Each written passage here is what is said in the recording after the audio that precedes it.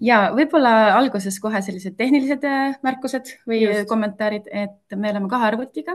Ailel on kõrval ka teine arvuti, nii et me julgustame kõiki küsima küsimusi jooksvalt, et esimese poole meie kohtumisest räägin mina, teise poole Aile. Ja kui ei taha häälega küsida, siis tõesti saate meie sinna Chatti kirjutada. ja Aile saab siis lugeda küsimuse jooksvalt ette. Nii et julgelt küsige. Meil on teiega siis täna tund aega. Nagu ma juba ütlesin, siis esimese 30 minutit vestlen mina teiega ja jooksvalt siis saamegi rääkida ka küsimustest. Ja teeme tutvustamisega. Ja teeme tutvustusega. Ja nagu Sandra ütles, me oleme Sotsiaalkindlustusametist. Mina olen Marilyn Küünarpuu ja lasteabiteenuse juurest olen siin täna teiega vestlemas. Ja Aile Ahendmaa varase märkamise ennetustalitusest. Oleme Marilyniga kolleegid. Oleme kolleegid, just. Ja meil on ka slaidid, nii et ma nüüd jagan ekraani ja näitan slaide. Nii.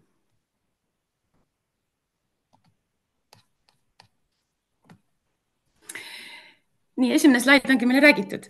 Aga miks me siis sellel teemal täna üldse tahaksime teiega rääkida ja Sander meid kutsus?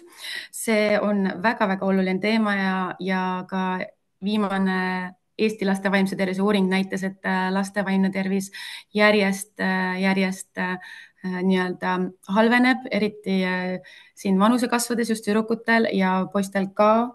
Ja ka lasteabi vaatest me näeme, et neid pöördumisi ja teemasid, mis meieni jõuavad, on järjest keerulisemad ja raskemad.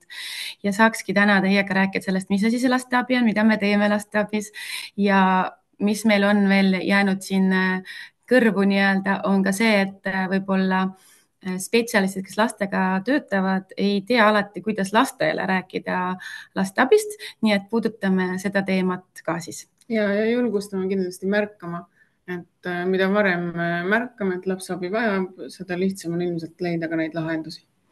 Just. Ja Aile räägib siis... Ja, et 2025 muutus lastekaitseseadus.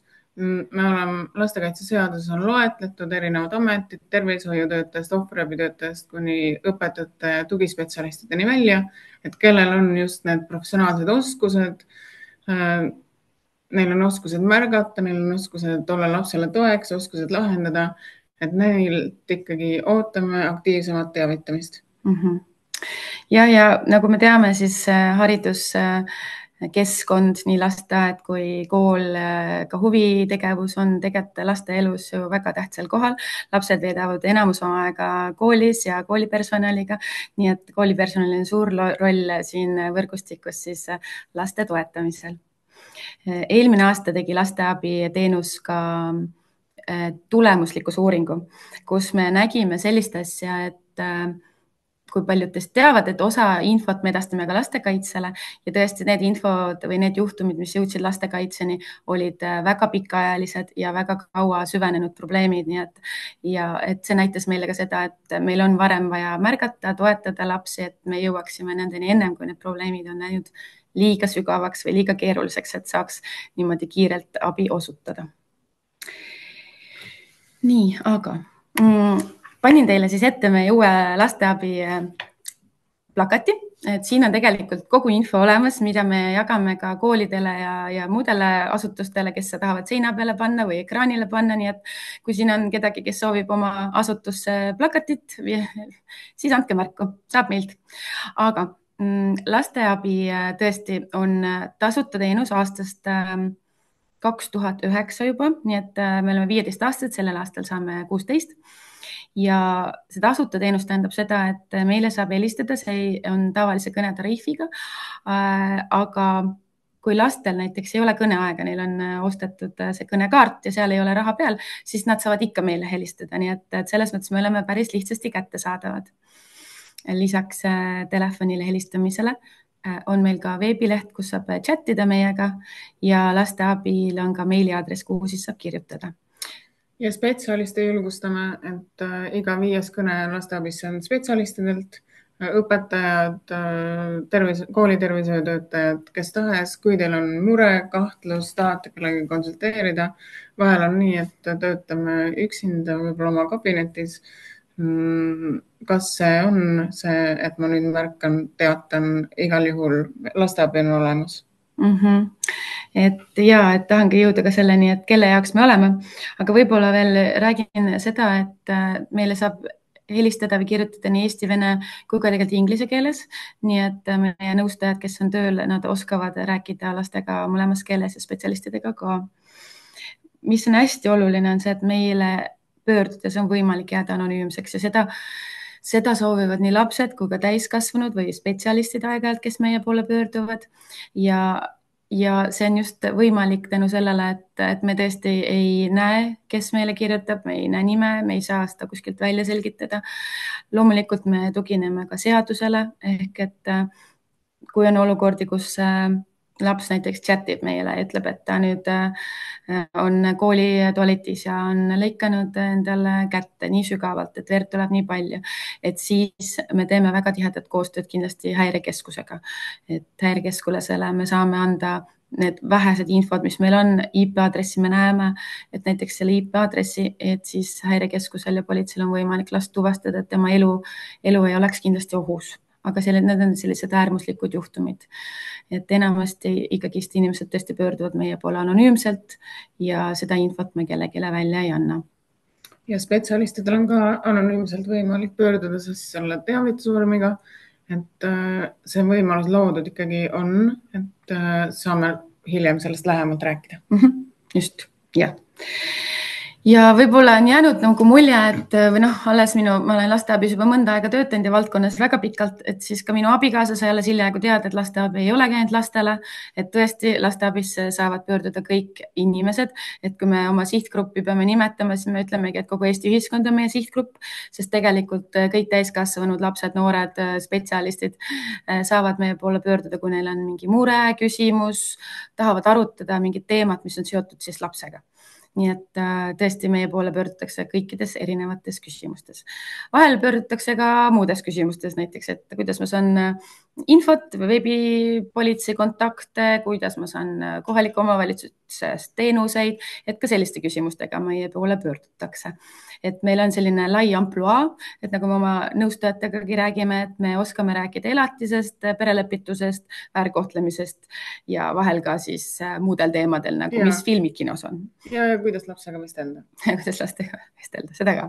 Et tõesti, võib-olla, mis on hästi hea teada, on see, et me oleme üle-eestiliselt, me töötame arvutites, ehk siis meil füüsilist kohta ei ole, et meid niimoodi päriselt katsuma tulla ei saa. Küll meil on võimalik ka videokõnesid teha, aga videokõnesid me valdavalt siis kasutame tõesti viipekeeles. Et kui on vaja kellelegi meie poole pöörduda viipekeeles, et siis me saame ka videokõnesid kasutada. Ma mainisin, et meil on nõustajad. Me nimetame siis neid, kes siin inimestega suhtlevad lasteabis nõustajateks ja neid on meil päevasel ajal 2 ja öösel on 1 inimene, mis võib tekitada vahel sellise olukorra, et ei saa kohe meid kätte. Et siis meie süsteem on üles ehitatud nii, et meie süsteem, kui nõustaja vabaneb, helistab tagasi. Nii et ärge siis ehmuge, kui te olete helistanud meile ja võib-olla lihtsalt tahtnud katsetada, et mis tooni see kõne teeb ja panete kõne ära, et siis meie süsteem registreerib selle ja helistab teile mõne aja pärast tagasi ja nii võib juhtuda kuni 3 korda. Nii et me väga loodame, et keegi ilma kontaktita meist ei jää. Aga et siis näete, kui 116 111 helistab teile, siis need oleme meie. Lisaks sellele on meil nõustajatele ka veebiterapeudid tööl või ta võib-olla nii palju ei teata, aga see on siis selleks, et kui tõesti meil helistab keegi, kellel on selline tõsisem mure, aga ta ei ole valmis sellega kuskile väljaspool spetsialisti juurde pöörduma, kuid meie nõustaja ei saa temaga niimoodi pikalt ja süvitsi tema muret lahendada, siis meil on võimalus pakkuda ka meie veebiterapeudi teenust. Ja see tõesti, seal on meil teraapia väljaõppega spetsialistid, kellel on siis broneeritud aeg, tunniajane aeg selle inimesega tema teemadele vestlemiseks ja on võimalik ka siis korduvaegasid broneerida. Nii et see on selline meie väikene käepikendus, kui on vaja siin julgustada ja toetada siis pöörduvaid süvitsemalt. Ja, et oluline teadmine spetsialistidele, Ja. et kui on akuutne probleem, et siis aitab kindlasti selle lahendusele kaasa. Ja, et vahel on ka selliseid olukordi, kus näiteks meil helistab laps ja tal on väga tõsine mure. Ütleme, et kodus on väga keerulised olukorrad, ema-isaga suhtled on väga halvad, ta juba mõtleb väga tõsiseid mõtteid, eks ju, aga ta ei ole nõus oma nimega midagi andma. Et ta ei taha, et kuskil keegi teaks, mis mure tal on, et siis tal on võimalik tõesti veebiterapeudi juures oma teemasid lahata ja võib-olla siis koos nad jõuavad ka selleni, et kes oleks see füüsiline inimene, kelle juurde ta siis julgeks edasi liikuda. Et julgustada niimoodi abi otsima. Aga meile helistavad lisaks lastele ja noortele siis tõesti ka lapsevanemad, spetsialistid, meil helistavad asenduskodu töötajad, meil helistavad naabrid ja helistavad ka inimesed tänavalt, nii et kõik võivad meile helistada. Ja, aga võib-olla just see, et... Kuidas see siin ette tuli? Ahah, jah. Just. Kas ei olegi järjekord? Ahah, jah. Vabandust. Nii, ja võib-olla siis, kui mõelda nagu sellest, et seadus eristab kahte definitsiooni, kui me räägime spetsialistidega, et ta eristab abivajavat last ja hädaus olevat last, et siis meie vaates ei ole vahet, kas tal on abivajav laps või hädas olev laps, ta on laps, kes vajab abi või tuge. Ja siin on lihtsalt mõned näited meil välja toodud, et mis või kes see abivajav laps on, mis need erinevad näitajad võivad olla, et kuidas teda ära tunda. Aga ma kujutan ette, et õpetajad, kes näevad lapsi igapäevaselt, tegelikult märkavad, kui lapse käitumises on mõni muutus või näiteks hinded on hakanud muutuma järjest halvemaks, et midagi on lahti lapsega, ta ei ole tavapärane, nii nagu tavaliselt, et siis julgustada last kas endale rääkima või kui on koolipersonal, siis koolipersonaliga ühendust võtma. Vahel on nii, et laps tõesti ei taha, et olles siin suhelnud erinevate lastega töötubades ja laagrites, siis me oleme märganud seda, et kui on väiksem laps, noorem laps, siis ta julgelt läheb pigem kellegi juurde, keda ta koolis tunneb. On see siis klassijuhataja või kui on hea suhe seal psühholoogiga, kehaliskasvatusõpetajaga, et siis ta läheb pigem klassijuhataja või koolipersonali juurde. Aga mida vanemaks laps saab, seda rohkem me näeme seda, et laps pigem ei lähe kellegi konkreetse täiskasvanu juurde, vaid ta pigem eelistab kas oma eakaaslasi või siis kedagi võõrast, kellele rääkida oma murest, et soovi jääda sellise oma murega anonüümseks ja võib-olla seal tekib ka selline tugevam häbitunne, millest tihti ei taheta rääkida, kardetakse hinnangulist suhtumist või pahameelt või midagi muud. Et meile ka lapsed pöörduvad, kui ma mõtlen korra laste peale, siis kõige noorem helistaja, keda me teame ise, on olnud 4-aastane, kellel oli siis lapsevanem numbri salvestanud telefoni. Aga kui me võtame niimoodi statistiliselt lahti, siis valdavalt meile helistavad ikkagi teismelised lapsed, seal 13-14 kuni siis 17 aastaseni. Et see on meie peamine sihtgrupp ja kindlasti nagu vaimse tervise teemadega üleüldiselt ka tüdrukud on need, kes on julgemad jagama oma muresid, nii et tüdrukud võtavad rohkem ühendust ka laste abiga. Nüüd viimasel ajal me oleme märganud, et on natukene see tendents muutunud, on läinud ka poiste poole natuke see protsent kaldu, aga siiski me räägime siin 69-65% on need tüdrukud, kes meie poole siis pöörduvad. Kui mõelda selle peale, et lapsed tahavad võib-olla niimoodi näota ja anonüümselt pigem pöörduda, siis see väljendub ka selles, kuidas nad laste abiga ühendust võtavad ja valdavalt on see siis chati aken meil, et nad eelistavad chatida, mitte niivõrd helistada. Kui koroona ajal me nägime, et see tendents muutus ja 51% osutus telefonikõnedeks laste poolt, siis nüüd me oleme tagasi jõudnud selleni, et pigem seal 60% on chat ja siis on e-kiri, telefon ja natukene e-kirju ka. Nii et lapsed ikkagi tahavad meiega chatida, nii et nad võtavad oma telefoni ja leiavad selle chati akna, et siis suhelda. võib-olla siis veel, mida mõelda, on see, et meie moto on selline, ega meie terve osakonna moto on see, et usu last. Me pigem läheme seda teed, et kui laps räägib meile mingi loo, räägib oma murest või mingist segadusest, mis tal on, siis me usume teda.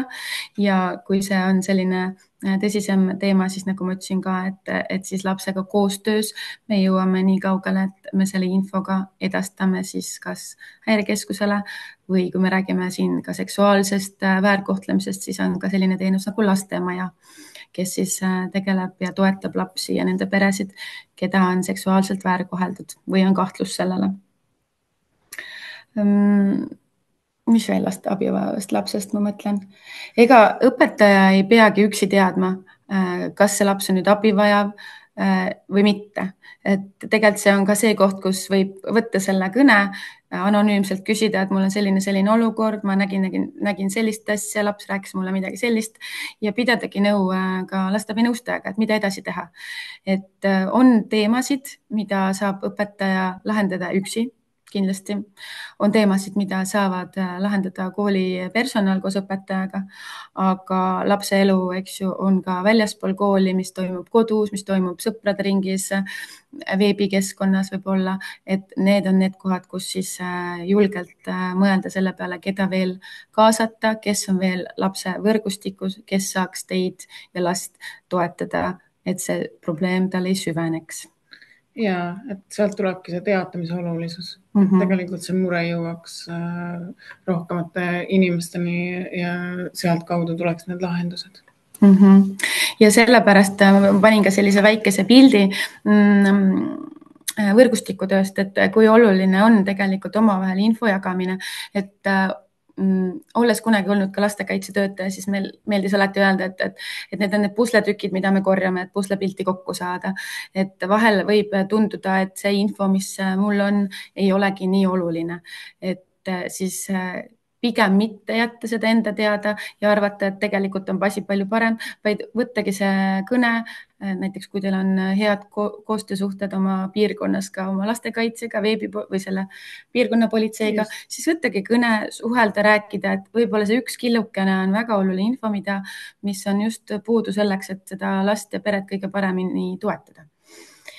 Nii et julgelt arutage, suhelge, võrgustik on kõige alus, keegi ei saa üksinda aidata last, et siin võrgustikku kuulub ka tegelikult lapsevanem ja laps ise, võib-olla mida kohe alati ei tahagi või ei tule selle peale, eks ju, aga keegi ei pea üksi hakkama saama ja mida varem omavahel hakata suhtlema ja rääkima nendel teemadel või anda teada lapsest, kellel on tõesti mingi muutus aset leidnud, seda lihtsamini ja tegelikult kiiremini on võimalik seda last toetada. Sest kui see probleem süveneb, näiteks lapsevanemad lähevad lahku, lapse vaimne heaolu saab kahjustada, kohe sellega ei tegeleta, lapsevanemad on nii haaratud enda emotsioonidesse ja sellesse lahkuminekusse, et nemad ka ei märka seda last ja kui ei ole seda turvalist teist spetsialisti või täiskasvanut juures, kes oskaks seda last sellel hetkel aidata, siis sealt võivad tegelikult süveneda väga tõsised vaimse tervise probleemid, mis viitavad ka näiteks võivad viia lapsega enesevigastusi, enesetapumõteteni või muude käitumisprobleemidele või ka näiteks õppija edukuse langusse.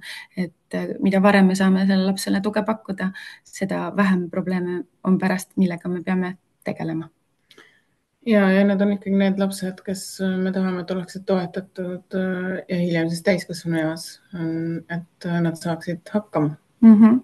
Et siin jah, et ei tasu mõelda, et lasteabi on see viimane koht, kuhu teatada, et tegelikult võib-olla lasteabi, lastekaitse on see kogu teekonna algus, et kus hakkab see toetus alles peale ja mõelda niipidi. Nii et jällegist, igapäevane hool ja tähelepanu ja koostöö on lõpuks siin kõige alus meil. Just. Jah, nii, aga korraks lihtsalt teile rääkida kui lasteabist, siis mis näitab meie ühiskonna muutust, ma arvan, on see, et viimase 5 aastaga on lasteabisse sisse tulevate pöördumiste arv ligi 2-kordistunud. Et mina tahaks ise loota, et see ei tähenda, et olukord on meil läinud nagu suuresti palju halvemaks, vaid et järjest enam inimesed lihtsalt teavad, kust abi küsida, kuhu helistada, kuhu pöörduda ja lapsed ja täiskasvanud on ka julgemad märkama ja sekkuma. Et see on nagu minu ilus unistus, et miks lasteabisse järjest enam meile neid teateid tuleb. Ja peamised, kui ma võtan statistiliselt lahti, kes meie poole pöörduvad, siis ongi 112 ehk häirekeskus, lapsevanemad ja laps, et need on kõik seal kuskil 20% ringis, mõni kuu natuke niipidi, mõni kuu natuke teistpidi. Et tõesti 112 on meil tihe koostöö ja see tuleneb ka lastekaitseseadusest, kus on kirjas, et abivajast lapsest tuleb teavitada kas lasteabi või kohalikku omavalitsust. Ja 112 tihti ei jõua ega teagi, kus või kes see laps pruugib olla, kus ta elab, kes on tema lastekaitse. Nii et meil on tihe koostöö, häirekeskus annab meile märku, kui mingis sündmuses on laps kaasatud. On see siis täiskasvanute käest läinud pidu, mõni lähisuhte vägivald, kus lapsed on kodus või kus lapsed on vanaema juures sellel hetkel, aga lapsed on peres olemas, et siis on need kohad, kus tõesti häirekeskus annab meile teada, et me saaksime teavitada kohalikku omavalitsust.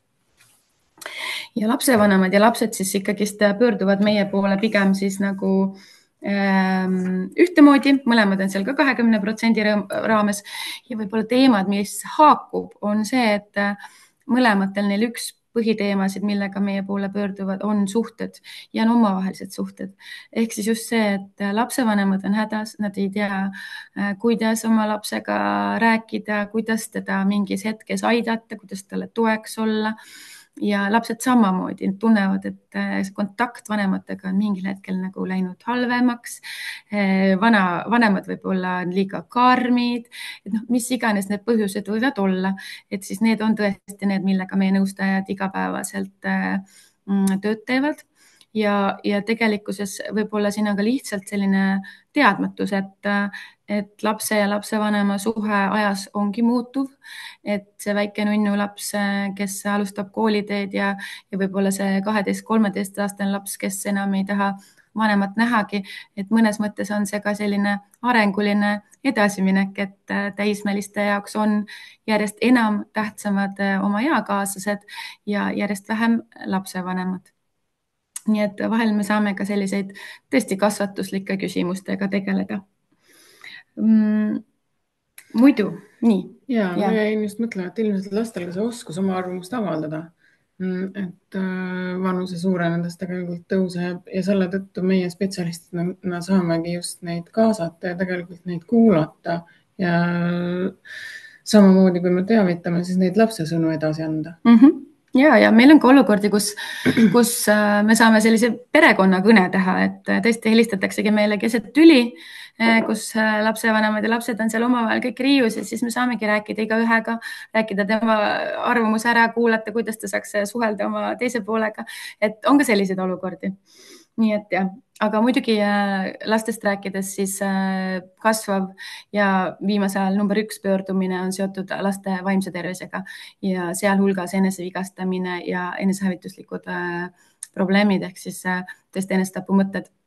Ja nii nagu me alustasime laste vaimse tervise uuringust rääkisime, et ikkagi üks murekoht see kindlasti on ja oma pilgu sinna saame suunata. Ja kindlasti ei ole see, need on teemad, mis on väga süvitsi, sest et lapsed võib-olla arvatakse, et seal on seotud kuidagi tähelepanuga ja võib-olla see ongi. Öeldakse, et ei ole, aga võib-olla seal on see tähelepanu, seepärast, et tõesti lapsi võib-olla ei märgata ja nende muresid võib-olla pisendatakse, et nad on nii suures hädas, et neil ei ole võib-olla inimest, kelle poole pöörduda oma murega, et me tahaks olla olemas ka sellel hetkel, ideaalis me tahaks olla palju varem selle lapse jaoks olemas, nii et kui lastega ka rääkida lasteabist, et siis me oleme jõudnud selle teadmiseni, et see ei pea olema mure ja kui see ka on mure, siis murel ei ole kaalu, nii et kui see juba on lapse jaoks mingi koht, mingi segadus, mingi arusaamatus, mingi tunne, kus ta tahab kellegiga midagi arutada, aga võib-olla näost näkku tõesti sellel hetkel ei taha, et siis julgustada teda lasteabi poole pöörduma ja koos leida lahendusi, et tal oleks valikuid ennem, kui ta tõesti on nii hädas, et ta peab endale viga tegema. ja just ikkagi, kui me võtame need lastega töötavad spetsialistid, kes on laste ümber, et kas see on siis treener, kas see on õpetaja, kas see on kooliõde, et kui palju meie tegelikult näeme, et see on üks väga oluline ressurss lapse ümber. Et Rootsi üks näide on ju see, et spetsialistidelt tuleb 80% pöördumistest, kui me räägime sellisest märkamisest, abivaeva lapse teatamisest. Et Eestis ilmselt me tahame ja meie lastel on vaja, et see teatamine järjest suureneks, et me järjest rohkem näeme lapsi, mida varasemas vanuses, seda parem, et kui neil mured on, et me ei ootaks sinna täismea lõppu. Võib-olla siin lasteabi vaatest ongi nagu sellised kaks suunda, et täiskasvanutel on selline vastutuse võtmine, et kui ma märkan abivajad last, ma tõesti teavitan ja ma ei jäta seda enda teada või ei oota, kuni tõesti on mingid tõsisemad vigastused, et kui laps on ikkagi öelnud, et ta ei julge koju minna, et siis võib küsida, uurida, mis see täpselt tähendab, miks ta ei julge koju minna, mis seal kodus siis võib olla, eks ju. Ja mitte oodata, et võib-olla siis, kui ta järgmine kord tuleb tõesti mingite suuremate sinikatega kooli, et neid olukordi lihtsalt tuleb meil ette ka. Ja julgustada ka neid lapsi, et tegelikult laps, kes sellises võib-olla väärkohtlemise keskkonnas vahel neil on endal raske, kui me räägime ikkagi algklassilastest, tuvastada, et see, mis minuga toimub, et see tegelikult ei ole normaalne või kuidagi ületab minu piire. Et just selline äratundmine, et kui me oleme oma kolleegidega kus tahes lastemajast, et ikkagi julgustame lapsi. Jah, et ma mõtlen ka, et väiksed lapsed on kasvanud selles peres niimoodi üles nendes tingimustes selliste suhetega, siis nende jaoks see võib ka olla täitsa tavapärane nähtus ja nad ei tulegi selle peale, et nad on võib-olla abivajavad lapsed või nad vajaks mingit tuge. Et see on see koht, kus täiskasvanud saavad märgata, et see ei ole okei keskkond lapse jaoks ja siis anda teada. Et tuleb meelde ka üks juhtum, kus üks laps jäi liiga kauaks lasteaeda ja siis kutsuti politsei talle järgi, sest vanemaid ei saadud kätte ja kedagi lähivõrgustikust ka ei saadud kätte. Ja kui politsei selle lapse siis kodu transportis, siis selle 10 minutiga ta sai teada, kui õudses keskkonnas laps peab elama, millised on need elutingimused ja sealt siis rullus rahti palju suurem probleem tegelikult. Aga laps oli juba 6 aastat seal elanud ja tema jaoks oli see tavapärane. Jah, ja haridustöö valdkonna pöördumisi on meil 2%, et me alati ei küsi, kes pöördub, nii et selles mõttes see protsent ei pruugi näidata, et see on tõene protsent, et see on see, mida me lihtsalt teame. Aga tõin välja ka teemad, mis on need 3 peamist teemat, millega haridusvaldkonna inimesed meie poole pöörduvad ja ongi see, et otsitakse tuge ja teenuseid lapsele ja peredele. On need enesehävituslikud probleemid just suuremate laste seas, siis tõesti, kus lapsed on raskes olukorras ja kui on füüsilise väärkohtlemise märke või kahtlusi, et siis võetakse ühendust. Aga iga 10. laps, ma siia alla panin ka, et iga 10. laps, kes lasteabisse pöördub juba nii suures hädas, et me peame kaasama kedagi väljaspoolt, et ei piisa enam sellest, et ta lihtsalt võtab meiega ühendust. Nii et see näitab lihtsalt seda, et meie soov oleks, et lapsed julgeks palju-palju varem võtta ühendust ja rääkida oma muredest, et me ei peaks tõesti kohe lahti rulluma seda suurt sekkumist, mis võib-olla tuleb politsei ja lastekaitsega. Aga need on ka sellised äärmuslikud olukorrad ja me alati, kui meil on vähegi võimalik, siis me selle räägime lapsega läbi, et see ei tule talle ootamatult. Nüüd, kui lastele rääkida lasteabist, et siis need küsimused, mis ma siia olen välja toonud, kindlasti need palju-palju rohkem.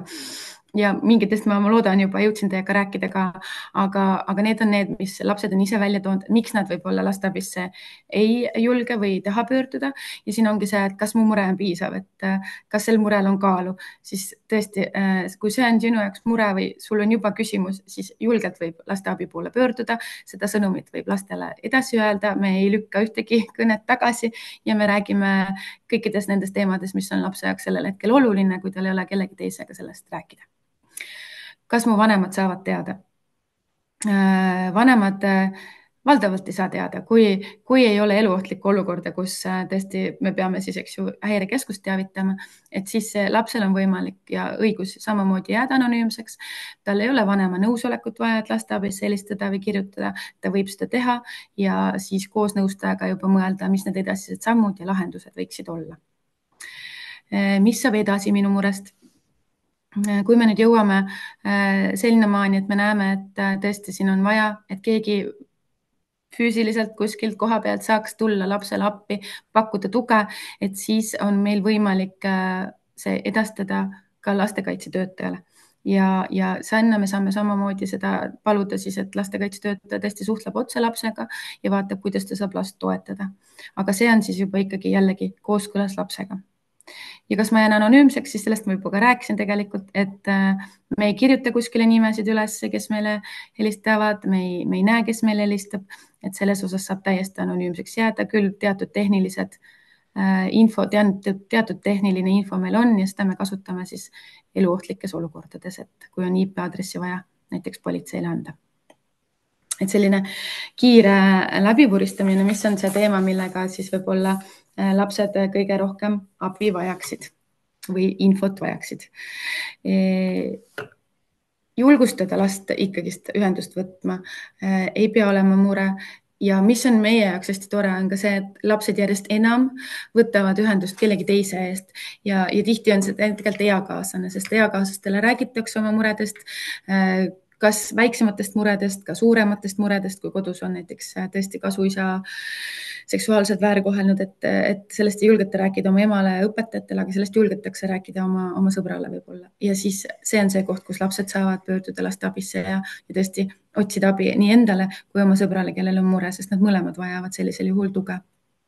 Lasteabi on tasuta, see ei maksa midagi lastele ega täiskasvanutele. Ja võib-olla siin on küll naljakas lause, et meil töötavad päris inimesed, kellel on vastav haridus, siis viimasel ajal järjest enam me kuuleme seda, et lapsed küsivad, kas sa oled päris või oled sa AI? Nii et me oleme jõudnud sinna kohta, kus lapsed enam ei tea, kes neile vastab ja me saame kinnitada, et meil töötavad päris inimesed. Küll viimasel ühel kohtumisel, kus olid ka noored, küll 18 juba, aga värsked noored, eks ju, noored täisealist, siis nemad ütlesid, et nemad juba eelistavad oma küsimustega pöördudagi AI poole. Nii et siin on ka väike risk, et ega see AI oskab anda õiget vastust ja mis vastuse see AI annab, ilma et ta tegelikult teaks kogu tausta ja võib-olla Eesti süsteemi ka, et kuidas last toetada. Nii et proovime nii, et päris inimesed ei jääks tahaplaalina ja AI ei võtaks üle vastutust ja tuge meie lastele. Ja siis, kui laps pöördub teie poole, siis ma panin mõned laused siia, et te saaksite vaadata, kuidas last julgustada, tänada, öelda, kui uhked te olete, et ta tegelikult nii rasket asja teiega jagab. See, mis juhtub, ei ole kunagi lapse süü, seal on midagi taustal ja siis pigem huvitatult, hinnangute vabalt uuridagi, mis siis täpselt juhtus, kus saab tuge ja võib-olla ka koos lapsega otsida seda tuge. Miks mitte? Ja kui need laused, kui me oleme nende peale varem mõelnud, siis ma usun, et sel momendil, kui neid tegelikult läheb vaja, kui see laps on oma mure sulle usaldanud, et siis need tulevad ka lihtsamini nagu sinu juurde ja nii, et laps neid siis kuuleb. Ja mis me oleme veel teinud ka, aeg tiksub nii kiiresti, et meil on erinevaid töötubasid ja siin näiteks Hiiumaaga me oleme teinud ka selliseid töötubasid laste ja noortega, kus nad saavadki kogu grupiga mõelda mingi juhtumi peale, võtta ühendust lasteabiga, arutada lasteabiga läbi, et sellises testkeskkonnas läbi mängida seda abi küsimist. Nii et see annab sellise hea julgustava noodi, et lasteabis on toredad sõbralikud inimesed, kes tõesti tahavad aidata ja hoolivad. Ja kui te veel ei tea midagi lasteabist või teil tekkis küsimusi, mida te täna ei julge küsida, et siis meil on veebileht, Instagram, Facebook, kus me jagame väga tihti ja väga palju erinevat infot. Veebilehel on meil nii lastele, lapsevanematele kui spetsialistile infot. Ja meil on ka YouTube'i kanal, kus meil on erinevad videod, mida võib ise vaadata, mida võib lastega koos vaadata, et mis asi see lasteabi on. Igakuiselt me teeme podcast'e erinevatel teemadel ja tõesti erinevatel teemadel, sest need kõik puudutavad lasteabi, millest me ka podcast'i teeme. Viimati meil oli ka podcast kodu koristamisest, nii et ma arvan, väga hea teema, mida koos mõelda ja arutada ja kuidas see kodu koristamine aitab ka peas selgust luua. ja kui päris inimesi ja nägusid soovite näha, siis Pealtnägijas käisid meie nõustajad ka rääkimas lasteabitööst, nii et seal kuuleb nende häält, näeb nende nägu ja saab täpsemalt teada, kuidas nad oma tööd teevad. Ja saame nüüd natukene rohkem minna süvitsi sinna, et kuidas õpetajad, kuidas teie saate märgata, kuidas teie saate lastele toeks olla. Rääkisin, et 2025 muutus lastekaitseseadus, et saame jagada, mis on selle muutuse taga ja mis võimalusi see muutus loob.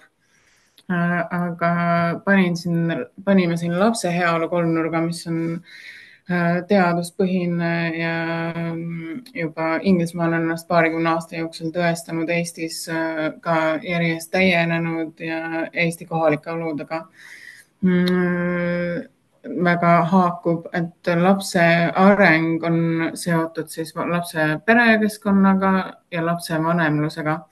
Et need teadmised on väga olulised ka lastega töötavatele spetsialistidele, et kui lastekaitsetöötajad, laste heaolu spetsialistid hindavad lapse abivajadust, et mis on need olulised teemavaldkonnad, kui me võtame näiteks lapse arengu, et kuidas on lapse tervis, mis on seal need eakohased, kas seal on riskikohad, on seal mingid kaitsetegurid, näiteks hariduses, huvihariduses, kas laps on leidnud endale meelepärase huvi, kuidas selle lapse identiteet on toetatud, kas seal on tekkinud mingid küsimused, mingid murekohad lapsel endal, on seal ühel või teisel viisil sellist segadust identiteedis, missugused on lapse enda suhted tema ümber, missugused on lapse suhted õpetajatega, lapse suhted vanematega, lapse suhted õdede ja vendade, eakaaslastega, kuidas laps oskab neid suhteid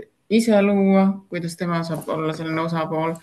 Et 13 kitsamat valdkonda lapse heaolu kolmnurgas on olnud aluseks siis erinevate juhendite tööriistade loomisele. Ja ikkagi need samad aluspõhimõtted, et laps tervikuna on seal keskmes ja lapse areng, vanemlus, perekeskkond kihtidena sinna ümber läheb kuni siis ühiskonna kihtideni välja. Ja mis on 2025 alates elektrooniline teavitusvorm lasteabi kodulehel. Kui me läheme lasteabi kodulehel ja spetsialistile, siis on võimalus seal teata abivajavast lapsest ja on erinevad materjalid, saate võib-olla esimestele küsimustele vastused ja on võimalus liikuda 3 vormile. Üks on haridusspetsialisti vorm, mis on kõige põhjalikum ja annab võimaluse siis ka neid lapse erinevaid heaolu valdkondi panna sinna seda infot, mis meil lapse kohta on parasjagu olemas. Eraldi vormi oleme hoidnud tervishoiutöötajale, ohvriabitöötajale ja siis on muu spetsialisti vorm. Üks näide siin praegu ka slaididel, et õpetajatele kättesaadav 2 kohustuslikku välja, lapse ees- ja perekonnanimi ja olukorra kirjeldus. Et oleme koos püüdnud teha selle võimalikult lihtsaks, et me jagame lapse kohta neid andmeid, neid tähelepanekuid, mis meil selle lapse osas on olemas. Ja see on ju see turvaline kanal, kus kaudu seda infot ka jagada, et ei pea oma meili pealt kuskilt saatma, kes teab, kes seda meili pärast kogemata siis häkib või näeb või, et see on tõesti selline turvaline kanal loodud isikuandmete jagamiseks siis laste abi ja laste kaitsega. Ja alguses, kui oli sellest anonüümsest jutt, et laste ja ka spetsialistide poole pealt, et spetsialist saab jääda anonüümseks, siis need väljad teateandmete kohta, neid väljasid polegi võimalik täita, need nagu elektrooniliselt kaovad ära. Aga meie julgustame spetsialistidel andma, märkima linnukesena see, et ma olen valmis andma infot lastekaitsetöötajale, politseile, et ma olen valmis osalema võrgustikutöös. Ka see valik tuleb siia toredasti juurde. Ja siis on juba laste heaolu spetsialisti kui professionaali nägemus ja kogemus, et kuidas parimal viisil saate olla lapsele toeks ja kaasatud sinna võrgustikku. Turvalisusest rääkisime, turvalisuse huvides seda vormi ise teie alla laadida ei saa, see liigub turvalist kanalit mööda lasteabinõustajale ja siis sealt staarkeskkonna kaudu kohaliku omavalitsuse lastekaitsetöötajani. See on üks viis siis, kuidas teavitada. Ja meie tavaliselt räägime nii, kui me käime rääkimas, et see on kolmas viis. Abivajadusest lapsest teatamise kohustus on kõikidel kodanikel. Esimene viis on ikkagi see, et kui meil on juba ja paljudel on kontakt siis kohaliku omavalitsuse lastekaitsetöötajaga, et siis kõik need teavitusliinid, mis on varem olnud töös, neid väga julgustame, et need võivad jätkuda. Et kohalik omavalitsus on esimene, teine on siis meie oma lasteabi telefon, lasteabi chat, lasteabi veeb. Ja kolmas on siis nüüd lisandunud teavitusvorm alates selle aasta algusest. Et ei ole lisakohustus, see on lisavõimalus.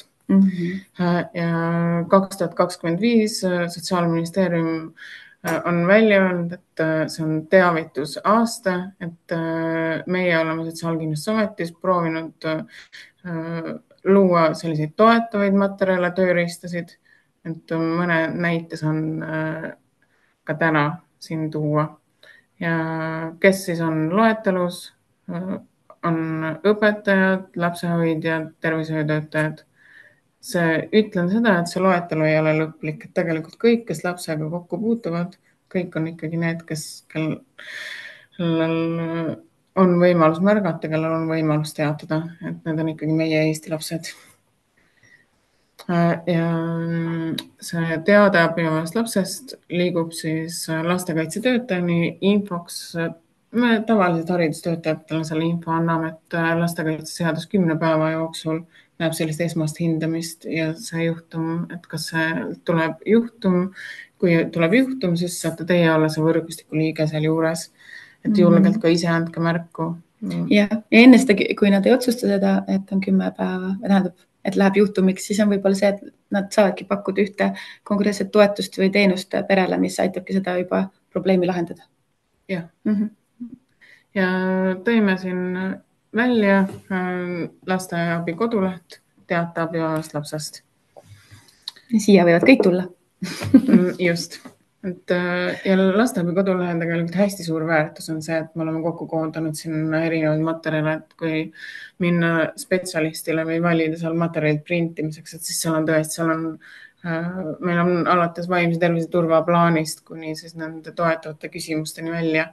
Et samamoodi lapse heaolu kolmnurgale toetudes me leidsime, et on võib-olla 4 sellist põhilist asja, et kui me oleme lastega töötavad spetsialistid, millele me tähelepanu pöörame, et kuidas me märkame, et ikkagi need on need samad lapse arenguvaldkonnast ja kolmnurgalt juba tuttavad teemad, tervis, turvalisus, lapse tundeelu käitumine, kuidas lapse eest hoolitsetakse, kuidas vanematel on oskus neid piire seada, seda järelevalvet.